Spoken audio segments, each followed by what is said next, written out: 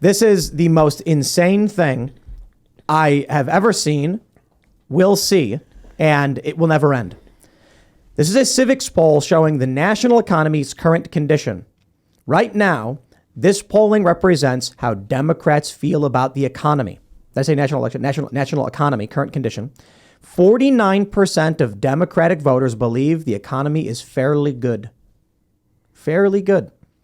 Only 37 think it's bad. 26 say fairly bad. 11 say very bad. 7 are unsure, and 7 think it's very good. 7% of Democrats think the economy is very good. Okay, well, fine. It's low, right? But how could anyone think the economy right now is in any way good? These people, they're in a cult. They are zombies.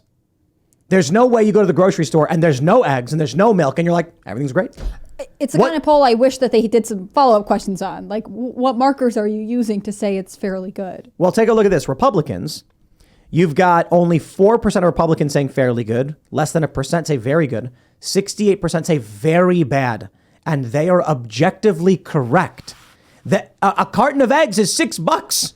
In some places it's $4.80 up to $6. That is objectively bad. Now here's the best part. You look at independent voters, they mostly agree with Republicans that it's very bad or fairly bad. But about 21% of independents think it's fairly good.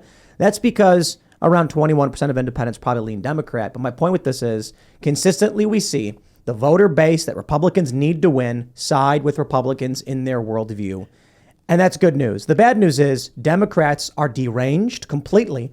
And I don't know how you save them from themselves. There's a significant portion of the population that refuse to acknowledge reality because they hate the reality that's going on around them. They don't want Joe Biden to be a bad president, and so they refuse to acknowledge the things that Joe Biden has done that were bad policy. And this isn't anything about Joe Biden as none of this is personal attack. It would be the same no matter who the Democrat candidate is, because it's Democrat policy. It's policies that the Democrats and the left want.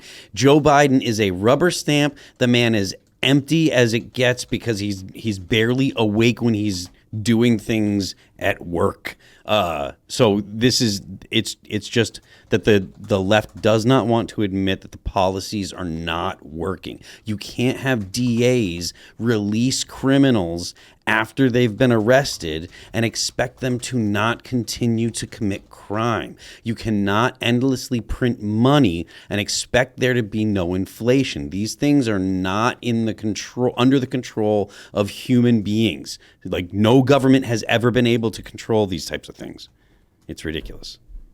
You know, I'm concerned a little bit about the electorate. You know, Tim, you mentioned about the independents, and we thought the independents were going to do very well for us here in the midterms here. And you know, we only won the House by we got a 5-seat majority. We thought we were going to do much, much better. But I think... That's because of ballot harvesting. Yeah. I think that the American people I maybe have short memories. I don't know if it's the ill-informed, the uninformed voter, this and that, but when you look at our economy today, whether it's the inflation, the fuel prices, what's happening globally with Ukraine and all the other stuff, China, and crime, the southern border, under Donald Trump, we didn't have these issues. Troy, we have a crisis on every corner in America today. Troy, not for nothing, but the Republicans are the Republicans' it's their responsibility to get elected. The realities on the ground have to be brought to the population in a way that they can understand and see it, that motivates them to get to the polls to vote, and the Republicans are responsible for doing that. Mm-hmm. So I mean, you're right about everything. All It's not getting them to the polls. It's bringing the polls to them. Well, fair enough. This is, look, you guys use WinRed. WinRed is the online fundraising system that Republicans use. And how many years did it take for Republicans to figure that out? Democrats had Act Blue up for I think 3 years before Republicans finally figured out how to take online donations. So Democrats are consistently ahead of Republicans in figuring out how to game the system to win better. They did it with Obama and social media. They did it with Act Blue, and then Republicans were late with WinRed. And now you have ballot harvesting and all the rule changes that were implemented. And the best the Republicans would muster up was, you shouldn't be doing that while the Democrats did it. and then did it again. So they win through universal mail-in voting and ballot harvesting. Then 2022 comes around and they double down and do it more. And the best we got from Republicans both times was, ooh, I'm wagging my finger at you for doing that. What should have happened is as soon as 2020 was over, there should have been an assessment where they were like, here's the problem. So many of Trump supporters believed there's no way Biden could get these votes. It's impossible. Therefore, it must be fraud. And I'm sitting here like, or they created universal mail-in voting. They sent the ballots to people's homes. Everybody was talking about it. And instead of people realizing that if you knock on someone's door and say, hey, see that thing right there, fill that out. I'll take it from you. And if you don't, I'll be back tomorrow. Instead of believing that's how easy it was, they believed that China was sending in fake ballots, that people were duplicating it. Now, I'm sure there are probably instances of people like a mom gets like 3 ballots and then she fills them out for her kids. Because there was that lady on The View? She claimed to have done that. She was like, I voted for my son. And it was like nobody cared and she's not going to go to jail or anything like that. But the reality was, it's easy to mobilize activists in cities. You go to one building in Manhattan and you can knock on enough doors to talk to 1,000 people by the end of the day. But a rural area, you cannot do that.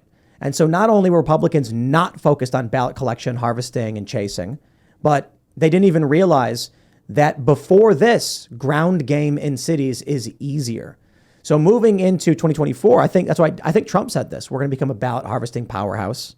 And all Republicans are now realizing like, oh, wait, maybe that's why we lost. The example is Orange County, California, traditionally Republican. One day, all of a sudden, votes Democrat. And everyone's like, what? How did that happen? The Republican Party down there says, hey, they're doing ballot harvesting. The next election, the Republicans won. So I think the mood of the nation is correct. Regular people, independent voters, conservatives, libertarians, the freedom faction, whatever you call it, people who aren't in the woke cult know it's bad and are pissed off, and they would prefer a Donald Trump, or at least not a Biden.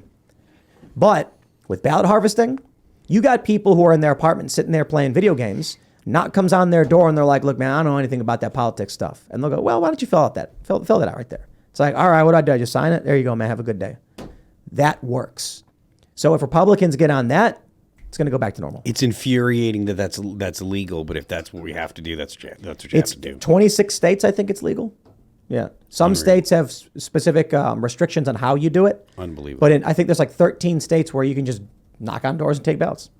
And people were like shocked to find that in some swing states, you can go to a nursing home with a ballot for every person, or go to the nursing home, ask the nursing home staff to collect all the mail-in ballots that were delivered there, then have all the elderly people come into the room and say, I'm gonna deliver your votes for you. So why don't you all fill it out and sign, put my name on it, I'll sign it, and then I'm allowed to drop your votes off for you. And all these old people go, thank you for visiting. People don't get it. It's that easy. So Republicans got to get on that game, and then they'll win. So do you think Republicans are ready for that going into 2024? I mean, have Republican voters? Scott Pressler is out there working his fingers to the bone, and they disrespect this guy. They need to put him in charge of like the RNC's outreach or whatever.